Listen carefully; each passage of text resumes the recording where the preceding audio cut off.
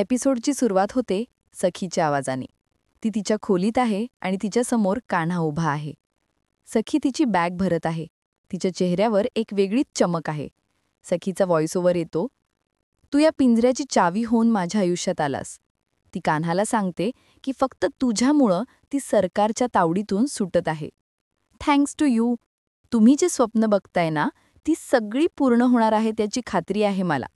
पण कान्हा म्हणजेच विकीचा चेहरा मात्र गंभीर आहे. त्याच्या डोळ्यात प्रेम नाही तर एक वेगळाच खेळ सुरू आहे. सखीचा व्हॉइस पुन्हा येतो, "उद्याची सकाळ माझ्या आयुष्यातली नवीन सकाळ असणार आहे. आज माझी या जेलमधली शेवटची रात्र आहे." सीन बदलतो. लग्नाचा मंडप. लग्नाच्या मंडपाची तयारी सुरू आहे. काका म्हणजेच विकीचे काका गुरुजींचं स्वागत करतात. "नमस्कार गुरुजी." तेवढ्यात तिथे भुजंग येतो, जो स्वतःला सरकारचा भाऊ समजतो. तो काकांकडे बघून एका कुत्सित हसण्यासह बोलतो, "हं, सरकारच्या ताटाखालचं मांजर म्हटल्यामुळं सगळी तयारी झाली असणार ना?"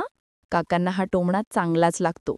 ते रागात उत्तर देतात, "बिनकामाच्या माणसानं हे बोलणं शोभत नाही." भुजंग फक्त "अच्छा" म्हणतो आणि काका रागाने तिथून निघून जातात.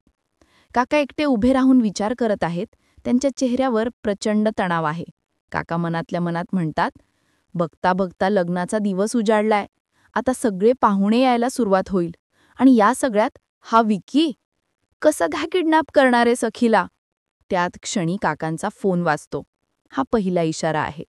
स्क्रीनवर विकी नाव दिसतं. विकी एका ॲम्ब्युलन्स ड्रायव्हरच्या वेशात गाडी चालवत आहे. काका फोन उचलून बोलतात, "हां, बोल." विकी विचारतो, "कुठेस तू?" विकी बोलतो, "निघालो ॲम्ब्युलन्स घेऊन." काका हे ऐकून दचकतात. "ॲम्ब्युलन्स? का?" विकी एका भेदक आवाजात बोलतो, "कळेल, तिथे येऊन सगळं सांगतो. पण एवढं खरं, सरकारच्या नाकाखालून सखीला घेऊन जाईन." काकांच्या चेहऱ्यावरचा घाम पुसत ते फोन ठेवतात. सीन मनस्विनीच्या खोलीत.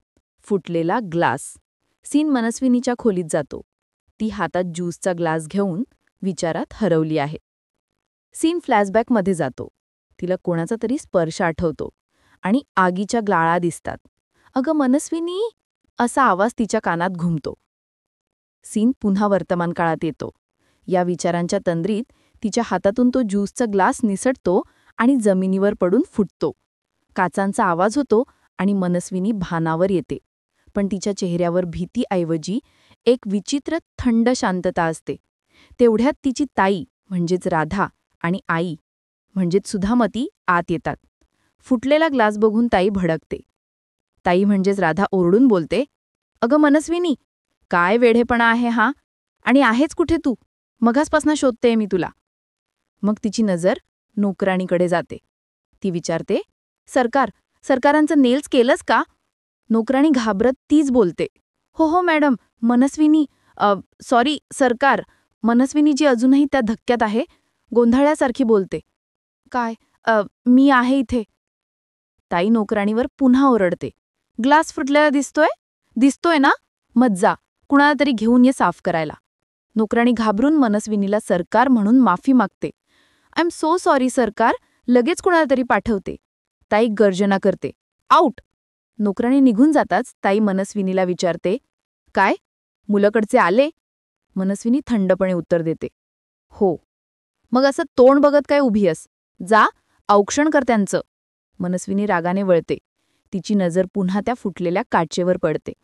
आता ऐका या खेळ मांडणीकाराची खरं गुपित. मनस्विनी मनातल्या मनात म्हणते, "काच फुटणं अशुभ असतं, पण सरकारसाठी जे जे अशुभ आहे ते माझ्यासाठी मात्र शुभ आहे. याचा अर्थच स्पष्ट आहे. ही खरी सरकार नाही, हा सगळा एक लपंडाव आहे." सीन सखीची खोली. लग्नाची तयारी. दुसरीकडे सखी तिच्या खोलीत नवरीच्या वेशात तयार झाली आहे. तिची मैत्रीण कुल्फी तिची मस्करी करत आहे. कुल्फी उत्साहात बोलते, "आय शपथ सखी, you are looking so hot. आज तर काना तुला बघून एकदम फ्लॅट होणार आहे, फ्लॅट." सखी लाजून बोलते, "अगं किती लाजतेस हे?" कुल्फी सखीला मिठी मारून बोलते, "तू खूप गोड दिसतेस, माझ्यापेक्षा जास्त." सखी हसून विचारते, "पण कुल्फी, मी तर रेडी झालीये. तुझा कान्हा दादा कुठे आहे?" कुल्फी बोलते, "ते सगळे आत्ताच आले आहेत. कान्हादादा आणि त्याचे सगळे फ्रेंड्स आले आहेत. आणि कान्हा जीजू खूप हँडसम दिसतोय." सखी लाजून बोलते, "वागं दादावरून डायरेक्ट कान्हा जीजू?" कुल्फी हसत म्हणते, "आता तुमचं लग्न होणार आहे ना? मग आता कान्हादादा माझा जीजूच होणार ना?" सखी तिला जवळ घेते. "हो ग माझी कुल्फी, हो." सीन मंडपात. विकीच्या प्लॅनची दुसरी पायरी. मंडपात कान्हा म्हणजेच नवरदेव बसलेला आहे. त्याचा मित्र किरण त्याच्या कानात हळूच कुजबुजतो. किरण टेन्शनमध्ये बोलतो, "लग्नाचा हार खुंटीवर टांगला होता चाळीत. तू आणायचा राहिलाय." कानाला धक्का बसतो. "काय माणूस आहेस रे? जा पटकन घेऊन ये." किरण गडबडीत मंडपातून बाहेर जायला निघतो. आणि काका हे सगळं लांबून पाहत आहेत. किरणला बाहेर जाताना बघून त्यांच्या डोक्यात विकीच्या प्लॅनची पुढची पायरी येते. काका मनातल्या मनात म्हणतात, "हा विकी कधी येणार आहे? याला बाहेर कोणी बघितलं तर?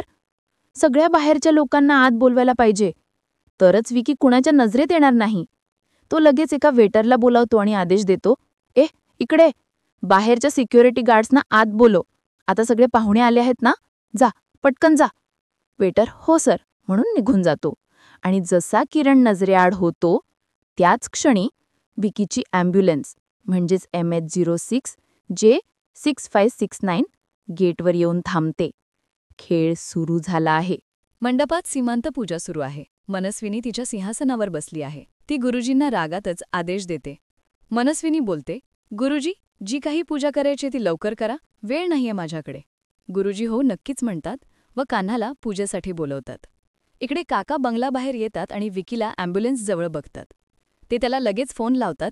विकी रागातच बोलतो, "तोंड सांभाळून बोला. इथे मी तुमची मदत करतोय, तुम्ही माझी नाही.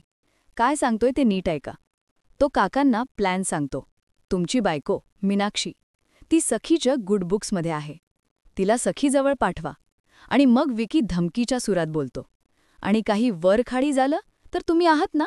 अर्थात एवढी मदत करालच. आज काहीही झालं तरी सखीला मी इथून घेऊन जाणार." काका घाबरून विचारतात, "एक मिनिट, तू तिला नेऊन नक्की काय करणार आहेस?" विकी क्रूरपणे हसतो. "अरे बापरे, काकांची काळजी वाढायला लागलीये. घाबरू नका, मी काही करणार नाहीये."